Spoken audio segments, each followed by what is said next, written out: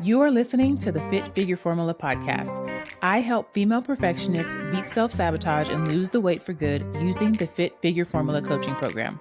I'm your host, Stephanie Riles, registered dietitian, personal trainer, and mindset transformation coach. If you've been struggling with all or nothing thinking, negative self-talk, or self-sabotage, this is the podcast for you. Learn how to get consistent and become the best version of yourself from the inside out. So let's get started. Hey ladies, it's Coach Steph back with another episode. Welcome. Today I'm going to be talking about myths, the lies that you've been told. And a lot of you probably still believe some of these. I'm going to be debunking some of these. So this is so important because when we believe lies that are not true, we take action out of that, and then it's not getting you the result that you want, and we end up being stuck, right? We end up being stuck instead of moving forward the way that we want to. All right, so myth number one, okay? This myth gets under my skin, okay? Lifting weights will make you bulky, okay? So the root of this fear is really a fear of looking too muscular or looking too manly. And I'm going to tell you guys, a lot of y'all don't lift heavy enough to even come close to this.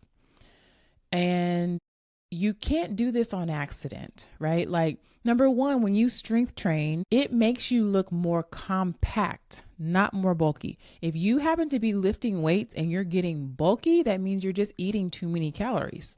It's not the lifting that's making you bulky, it's the food. And that's the main thing that a lot of us will avoid learning about or being disciplined about because we just want to eat and we'll think, okay, I'll just burn it off at the gym. No, that's not how this works. It's the food that's making you more bulky if you feel like that's happening. A lot of times, honestly, I don't even think this happens. I think we just heard that it might make you look too bulky or too muscular, but no one has accidentally ever looked super cut up. Like, you have to do that on purpose, y'all. So, especially if you're only lifting like 5 pound, 10 pound weights, you're not getting bulky or super muscular off of that. Okay. It is false. Women don't even have the testosterone needed for extreme muscle growth. You're not going to get too bulky. Okay. It's the foods. The real benefits of lifting weights, you're going to increase your fat burn around the clock. Okay. If you take 1 hour and you do a whole bunch of cardio, you're going to burn more calories than if you did a strength training workout. However, as you build muscle over time, you're going to burn more calories in a 24-hour period. That means while you're sleeping, while you're just working at your job, you're going to burn more calories than you do trying to work really hard and sweat a lot in a cardio session.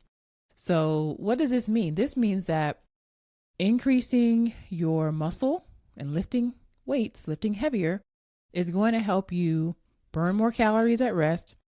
This means that your metabolism is higher. That means you don't have to work as hard and doing a whole bunch of cardio to burn calories. It also typically means over time you get to eat more because your body will naturally just burn off more calories just because you have more muscle. It also means that you're going to look toned. That shape that you're looking for, that nice back and all of that, that comes from being shapely and having muscle. And even if you have a little fat on top of your muscle, it just sits better when there's some muscle tone there. Okay. You could over-exercise and be what we call like skinny fat, where you're thin, but it doesn't look defined. And that type of body type is not burning as many calories as if someone had muscle. Okay. You're also just going to be stronger. If you're over 40, we're losing muscle. If you're not actively preserving your muscle, you're losing muscle, which means you're getting weaker and weaker every single year. I don't know if y'all have ever tried to do something that you used to be able to do and you feel like, oh, like either you hurt yourself or you feel like, oh, that was really slow, like your agility or your maybe even your strength or just something that you used to do and you try to do it and you're like, oh, even just stretching here recently, I'm like, oh crap, I need to stretch. Okay. A little bit better. So we start to get stiff. We start to get not immobile, but we start to have trouble with mobility, getting up off the floor, sitting Indian style, right? Like doing certain poses. So it's very, very important that as we get older, that you're taking really good care of yourself. I've been talking about how once we start turning 40, all of your decisions in the past start catching up with you. And you're like, okay, if you were a cardio queen, or if you were someone who over exercised or fasted to lose weight, or you just were eating like crap, but you had a high metabolism, at 40, it's going to humble you. It's like, oh, okay, all of these decisions are coming back to me. So we all know somebody who might be 40 or over, and you can tell that like life has beat them up. And then we all know someone who is 40 plus and they look great based on the choices that you are making. Think about those choices, okay? So we want to be making those good choices now, because guess what? 50's on the way, y'all. 60's on the way, okay? God willing. So we want to make sure that we're living life with a quality of life as well. So making sure that you're lifting weights. It's not going to make you bulky. When you lift weights, you do have an inflammatory response. It's like the pump, right? When you lift weights, but that does not mean that you're getting bulky. So don't be afraid to challenge yourself and lift a little heavier than what you've been lifting in the past. 1 pound of muscle and 1 pound of fat are both 1 pound, right? But whenever you look at 1 pound of muscle, it is compact. It's the fat that's bulky. It's not the muscle, it's the fat. Myth number 2, fruit has too much sugar. Oh my God. I want to bang my head against a brick wall when people say this, okay? So people are afraid of sugar, period. And then there's a lot of information around low carb diets, fear of sugar, etc. Now, should we be eating a bunch of added sugar? No. Sugary drinks, food items that you tear out of a package that have added sugar, but it's the added sugar that we want to try and reduce. And if you focus on having single ingredient whole foods, things that come out of the ground, you're going to naturally decrease your sugar intake.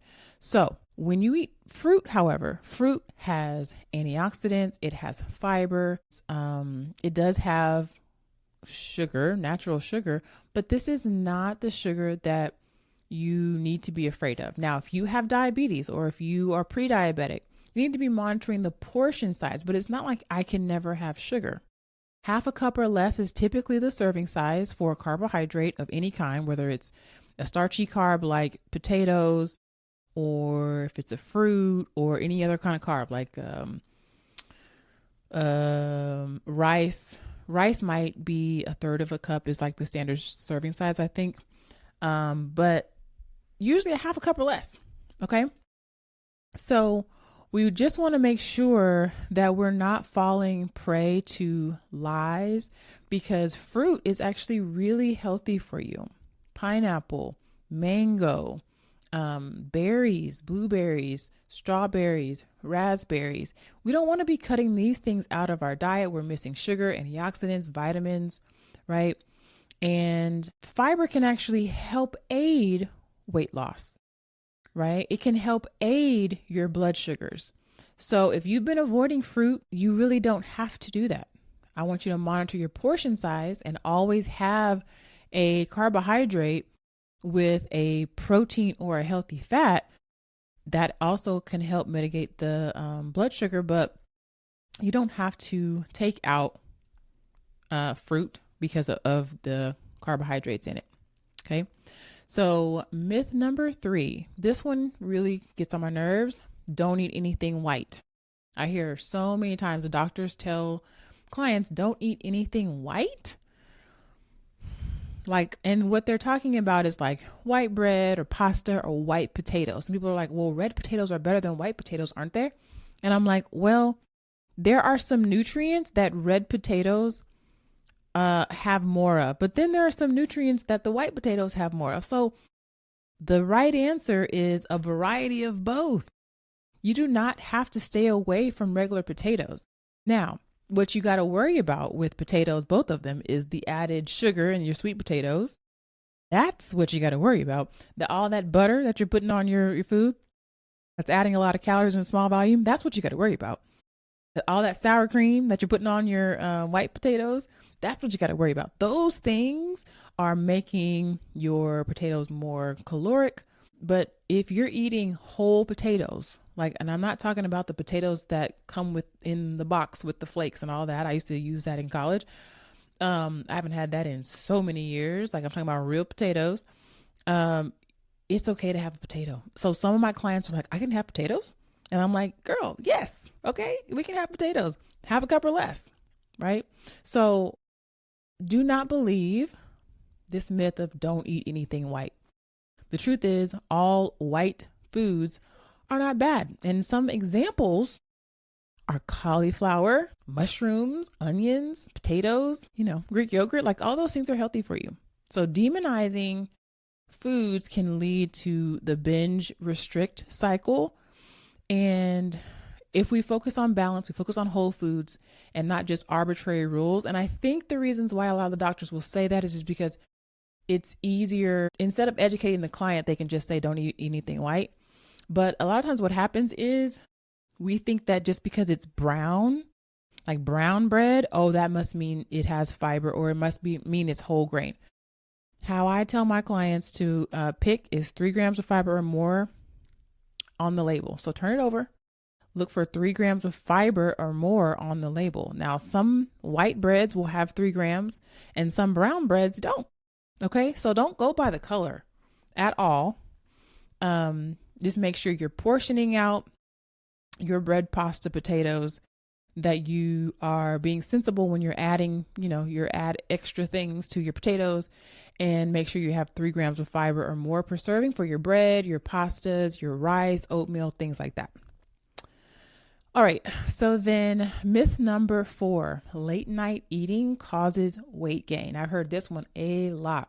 So the real reason people think that this is true is because when you eat at night and then you go straight to bed and you're supposedly not utilizing the energy that you just ate.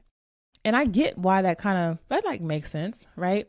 But your body is very complex, right? And it matters more, the total calories that you eat for the entire day, than it does of what time you ate. Your stomach does not care what time it is. And I know that people will intermittent fast for various reasons. But at the end of the day, I know people who have intermittent fasting who are still not losing weight because they are not in a calorie deficit. So intermittent fasting doesn't automatically put you in a calorie deficit. You still have to understand your food and your nutrition. And it's not about what time you eat. It's about your overall calories, your overall protein intake. And meal timing isn't as important as total calorie intake. Now, this also goes for eating every 2 to 4 hours. So when you work with me, I do have my clients schedule out meals 2 to 4 hours. And I do this because when you go longer than 4 hours without eating, you start to get really, really hungry, and then you don't make the best decisions. So I prefer my clients to eat regularly throughout the day, place their snacks where they naturally get hungry. So, there are clients that I've worked with who work shift work, and so they might be up in the middle of the night. Now, this is going to wreak havoc on your sleep, but your overall calories is what matters. So you might have people who work at night who are still at a healthy weight, and just because they're eating at night doesn't mean that, doesn't mean anything really. So we need to focus more on the big picture and not try to cherry pick small issues that don't actually move the needle very much. And the last one I will say is that carbs make you fat. I just did a live training on how to eat carbs and still lose weight. But low carb diets, keto trends, and just a lot of fear mongering really makes this diet like low carb, keto, popular. So when you first lose weight on keto and low carb diets, it's mostly water, because when we eat carbohydrates, it goes into our bloodstream. Insulin is the UPS driver. It takes it to the muscle to store as glycogen in the muscle. That glycogen is bonded to water. So when we're not giving our body enough carbohydrates, it starts to break down that glycogen again and says, hey, I know we stored this, but now I need it again. It starts to break that down and start to utilize it and metabolize it for energy. And when it does that, it breaks off the water that was held in that, and we eliminate that, and we see it on the scale. But that doesn't mean you're losing fat. You'll see that you don't have as much energy. And, low carb isn't really even a well-defined diet. Like, what constitutes low? Like, low for some people might be just, I'm not eating any candy, cookies, sweets, sugary drinks, right? But what we should really be doing with our carbohydrates is making sure that we're choosing the right carbohydrates, ones that have fiber, ones that come from whole foods, not just out of a package, ones that help to satisfy you versus create more cravings and low energy. So our cookies and our chips and things like that, they're processed foods. We already know that we should be limiting those, but we should be picking fruit, quinoa, potatoes that has 3 grams of fiber or more, and monitoring those portions. Okay. So we want to stop blaming carbs for being the reason why we don't have our goals, because guess what? When you have more muscle too, you can actually handle carbs better. Okay. So those are my tips for today. What myths do you have a question about?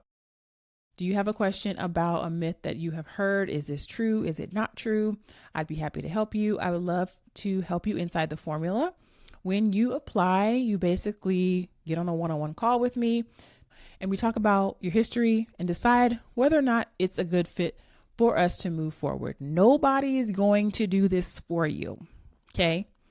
Nobody is going to do this for you. At the end of the day, if you're 40 plus, or not, it's your responsibility to take care of your health. Nobody can build muscle for you. Nobody can, take your walks for you. No one can eat well for you. No one can develop your discipline. If you're going to develop discipline, it's time. If you're over 40, it's time. Like, what are we waiting for? The circumstance. I don't care if you're busy, if you have kids, if your kids are grown, if you're retired. I don't care what your circumstance is. You control what you put in your mouth.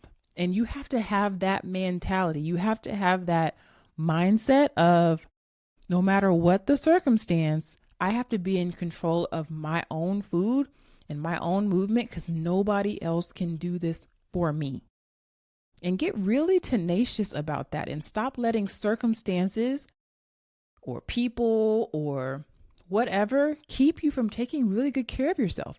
And do this out of love for yourself. I've had so many client coaching calls where we talk about the fact that you're eating for the sole purpose of weight loss. And I get that for those of you who really want to lose weight, you have this goal, and it's okay to have that goal. But also, how are you just loving yourself? How are you setting boundaries? I have a client right now who I'm really trying to help her set more boundaries around work. She might have 10 calls in a day. And I'm like, well, you have to eat. Like, you have time to eat, but you're booking a client during that time and not prioritizing your food. You can't do that. We can't live a long, healthy life and be 70 years old and still fit and still mobile and all of that, and we're not prioritizing our health right now. That's not going to work. I was looking at some reels, y'all, of Morris Chestnut and his wife. Oh my God, his wife is so nice and so sweet. I never honestly, paid too much attention to her. I knew she was pretty. She's a pretty beautiful lady. but I didn't hear her personality. I never heard her speak before. And she's so sweet. And I was looking up like, well, how old is Morris Chestnut? Girl, he is like 56 or 57. And I'm like, wow, when you take care of yourself, it's going to show. It's going to show all of your body. It's going to show all over your face, right? When you start taking care of yourself, and when you don't, it shows. It shows. And if you're over 40, it's showing, boo. It's showing. I always think about Nia Long. I love Nia Long. I started following her on Instagram, and she is just gorgeous and the epitome of like aging well. And she's the one that made me decide that I am going to dye these grays. Now, some people will lean into their grays. Totally great. I'm just not ready yet. So I am definitely going to be dyeing these grays. But Nia, Morris Chestnut, these people, of course, they have money, right? But don't let that be the reason why you don't take good care of yourself. At the end of the day, you are responsible for you.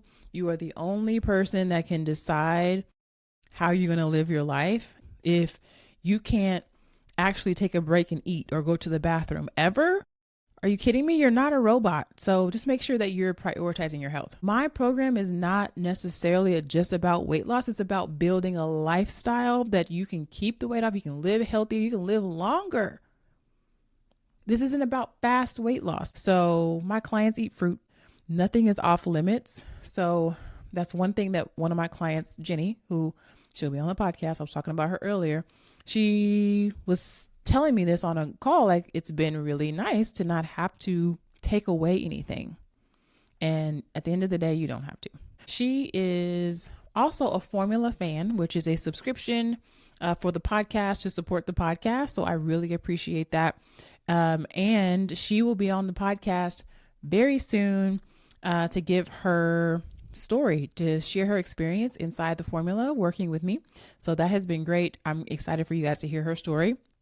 If you want to become a Formula fan, which means basically that you are supporting the Fit Figure Formula, you are supporting the podcast, you may be a former client, a future client, a current client, you can go to the link in my bio and click on that and become a Formula fan and support the podcast. I really appreciate it. I will give you a shout out on the podcast. So thank you, Jenny, my first subscriber. So if you are up for it, if you're on Apple Podcasts and you listen to the podcast, the Fit Figure Formula podcast, go to the podcast, leave a review, rate, and then let me know that you did. Thank you for leaving a review. All right, y'all. So I will let you guys go for tonight. Y'all have a good one, and thanks for watching. Thanks for listening to the Fit Figure Formula podcast. If you're new here and you're struggling with your fitness journey, I invite you to take a super simple next step. Click the link in the show notes for a free training. If listening to this podcast has been helpful, imagine being inside the Formula Coaching Program.